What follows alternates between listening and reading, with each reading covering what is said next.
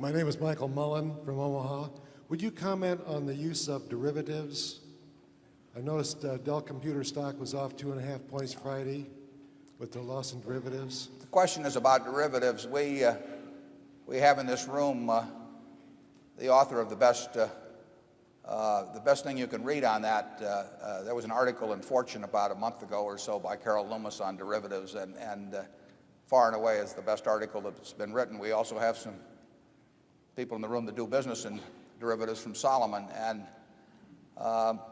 it's a very broad subject.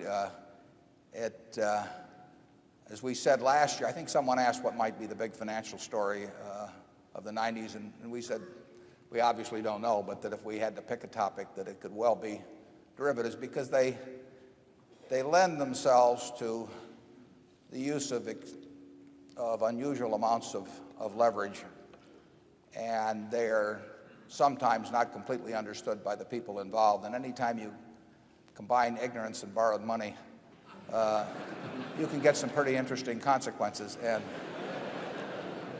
particularly when the numbers get big. And you've seen that, of course, recently with the recent Procter & Gamble announcement. Now, I don't know the details of the P&G derivatives, but I understand, at least from that what started out as interest rate swaps ended up with P&G writing puts on large quantities of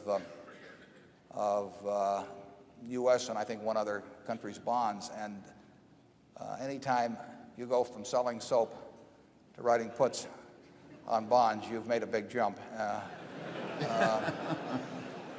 And the ability to borrow enormous amounts of money, combined with the chance to get either very rich or very poor very quickly, has historically been a recipe for trouble at some point. And derivatives are not going to go away. They serve useful purposes and all of that, but I'm just saying that it has that potential. And we've seen a little bit of that. I can't think of anything that we've done that would... Do you think of anything we do that approaches derivatives, Charlie? Directly? No. No. I may have to cut him off if he talks too long.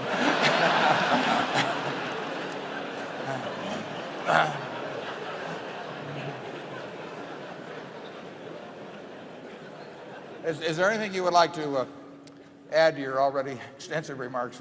I'm sorry. No. Okay. In that case, we'll go to zone 2.